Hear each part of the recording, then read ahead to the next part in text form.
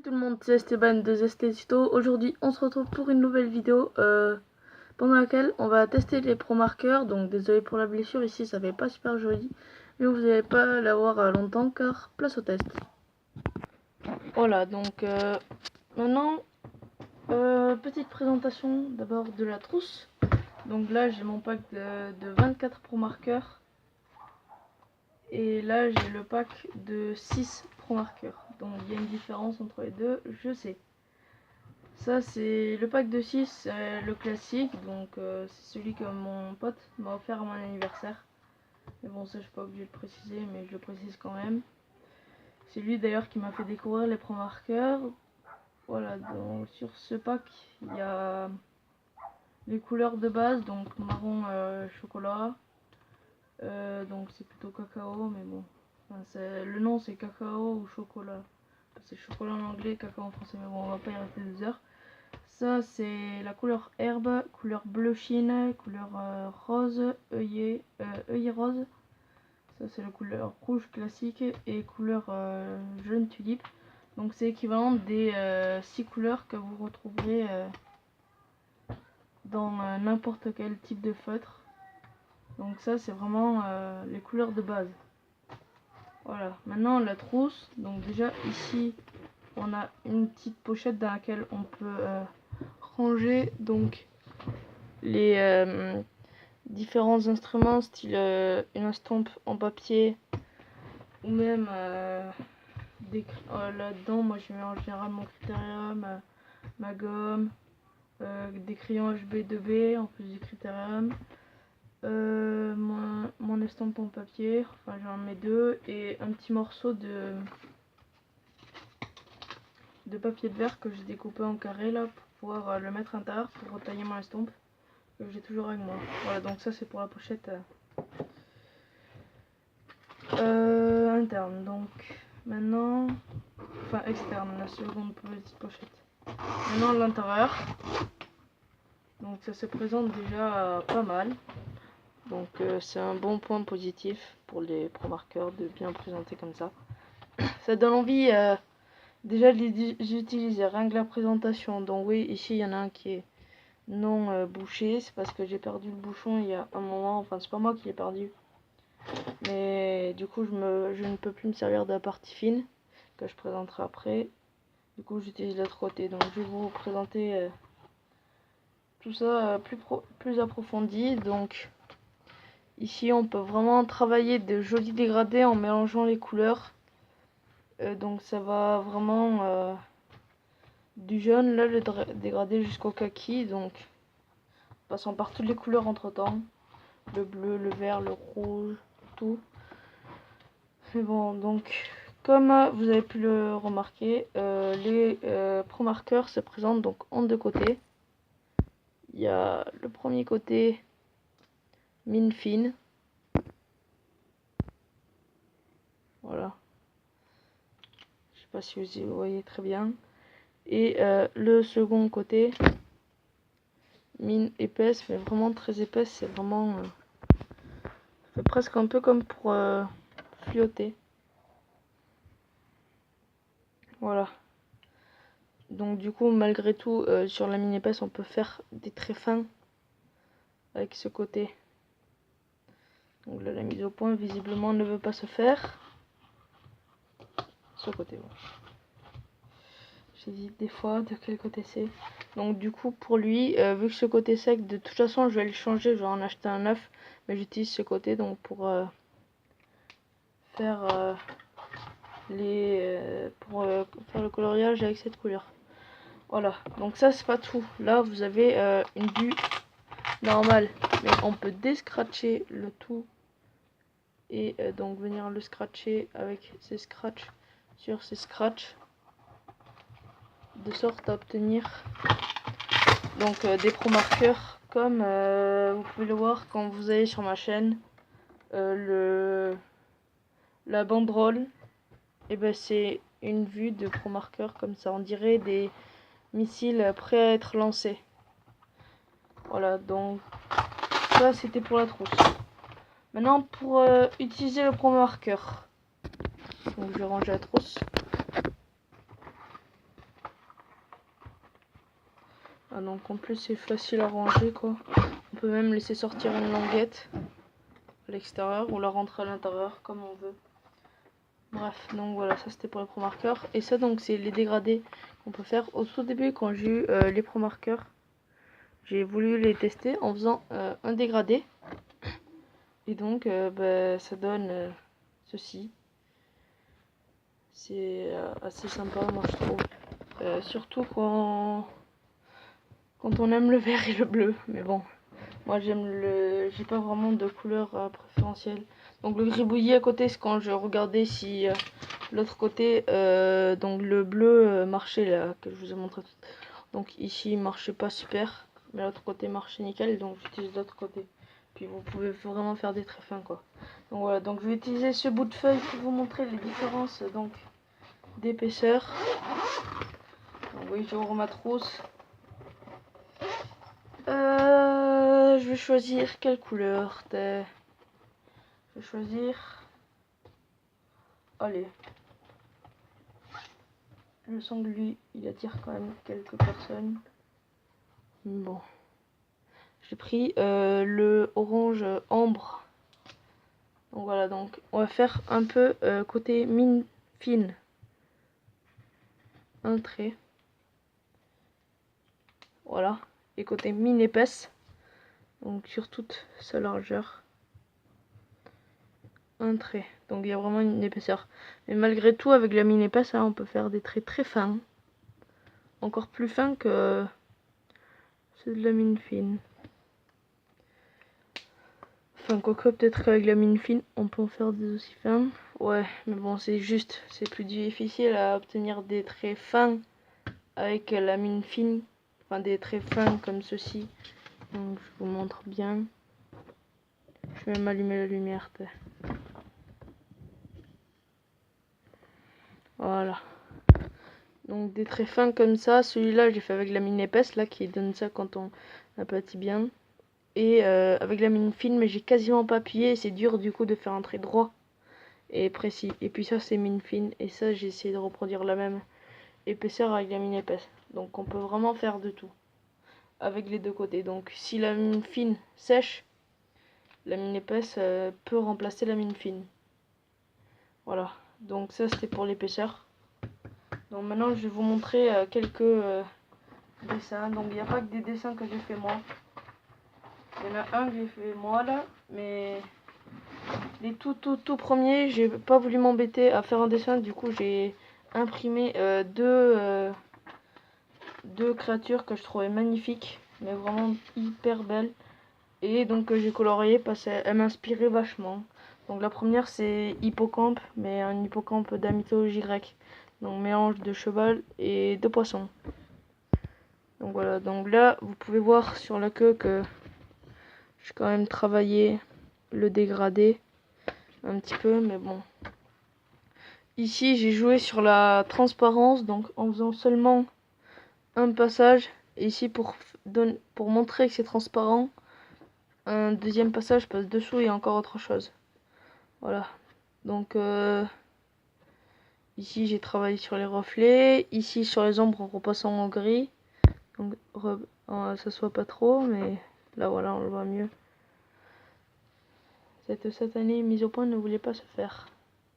Voilà. Et puis j'ai rajouté l'ombre dessous, ça ajoute du style. Le deuxième c'est un dragon, donc ça tout le monde connaît normalement, j'ai pas besoin d'expliquer ce que c'est. Et bon, voilà. Tiens. Désolé, je m'excite un peu, je voulais bien mettre la lumière comme il faut. Voilà. Donc là, vous voyez pas trop l'ombre, parce que je l'ai pas super marqué, mais bon. À ce niveau, vous pouvez légèrement voir un truc gris. Donc sur le dragon, j'ai encore plus travaillé les nuances. J'ai pas fait de dégradé, mais j'ai travaillé vraiment les ombres. Ici, là, comme vous pouvez le voir. Et donc la lumière au pastel blanc. Et donc je vais vous montrer un dessin que j'ai fait moi par contre. Voilà, que je trouve. Voilà. Nickel. Donc ça c'est un papillon. Donc là j'ai travaillé un petit dégradé léger sur le bord des ailes, mais ça se voit pas trop à la caméra, c'est dommage. Parce qu'il est beaucoup plus joli en vrai. Donc ça voilà. Puis j'ai aussi donc colorié le logo de ma chaîne, comme vous aurez pu voir. Aussi au pro marqueur. Donc ça vous connaissez déjà, vous savez déjà à quoi il ressemble. Donc ici le marteau. Voilà. C'est représentatif de ma chaîne. Donc pour les tutos dessin. Donc tuto pour dire que c'est des tutos récup. Donc ici j'ai fait le symbole récup et puis ici j'ai marqué récup sur une canette. Et tuto magie et des trucs et astuces, c'est marqué sur le drapeau. Bon voilà, donc ça c'était pour la présentation un peu pro marqueur. Donc maintenant je vais vous montrer directement le pro marqueur à l'œuvre. Voilà, donc pour utiliser des pro marqueurs déjà il faut des feuilles spécifiques. Ça y est, j'y suis arrivé. Donc ça s'appelle des feuilles layout. Donc ça se trouve moi j'en ai acheté à Cultura, mais bon, par contre la différence, donc le pro marqueur, après je dirai le prix, mais et la feuille aussi, mais qualité prix, le pro marqueur nickel, la feuille c'est chiant quoi. Je laisse le suspense jusqu'à la fin quand même. Voilà, alors on va faire un dégradé. Donc on va aller du jaune clair vers baie rouge. Je trouve que c'est une très belle couleur. Donc du jaune à la couleur d'une baie rouge. Voilà, donc je vais prendre tous les pro marqueurs entre qui sont au milieu quand même. Ce serait un peu ballot de les oublier. Donc voilà, plus un qui est déjà sorti et l'autre qui est de l'autre pack. Donc je vais attraper.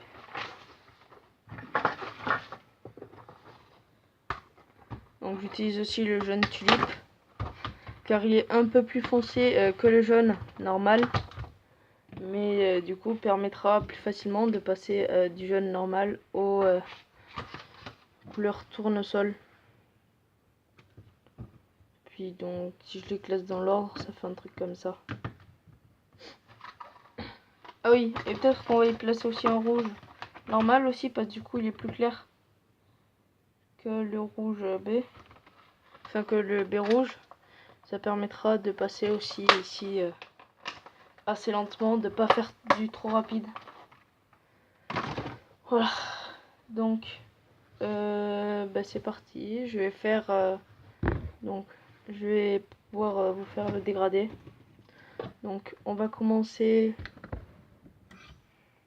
avec, donc je vais grossir la zone que je vais jaunir entre guillemets. On va donc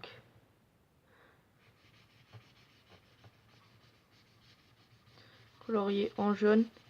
Et donc pour pouvoir mélanger les pro marqueurs et faire un joli dégradé, il faut que l'encre ne soit pas sèche. Donc là je vais faire qu'une couche ici pour faire encore plus clair. Voilà.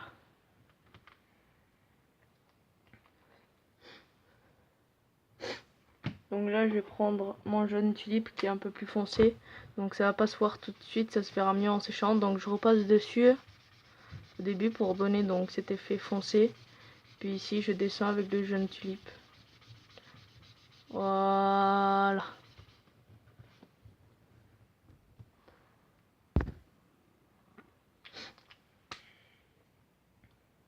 Maintenant que j'ai fait le jaune tulipe, je vais faire le jaune tournesol.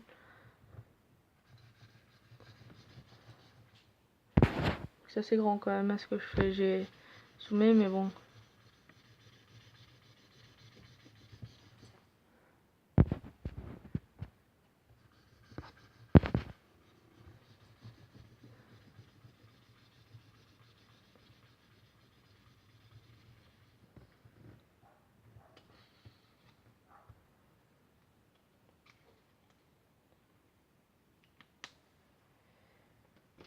Voilà, donc maintenant le orange ambre. Là déjà on voit plus quand on repasse sur le truc, mais en séchant du coup ça va bien se mélanger. Parce comme ça, humide, ça le fait pas trop, donc je mettrai de côté le temps que ça sèche et je vous expliquerai des trucs de temps que ça sèche, ça évitera de couper la vidéo. Donc de faire un arrêt assez dégueulasse. Voilà, donc en dernier le orange mandarine qui est un orange quasiment rouge. Voilà. Donc on reconnaît bien la couleur de la mandarine. Hein. Je sais pas ce que ça donne à la caméra. Mais bon.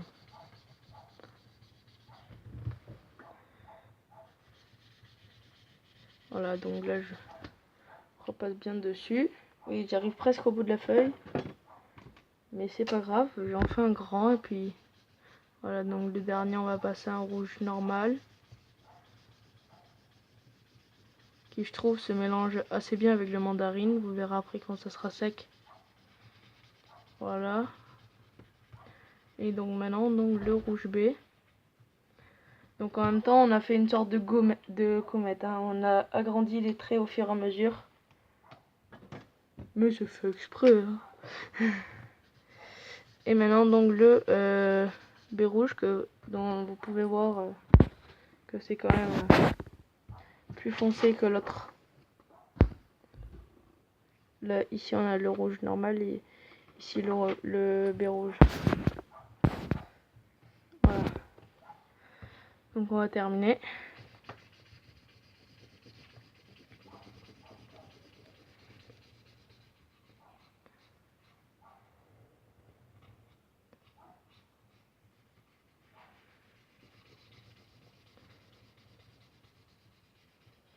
Voilà. Et donc là on va y repasser plusieurs fois.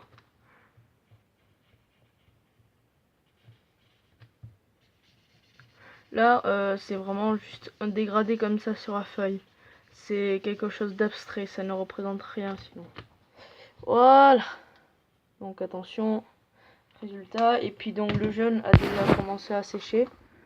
Donc on peut voir quand même ici que ça devient un peu plus foncé à ce niveau et à ce niveau encore un peu plus et ici quand ça sera sec ça sera juste parfait.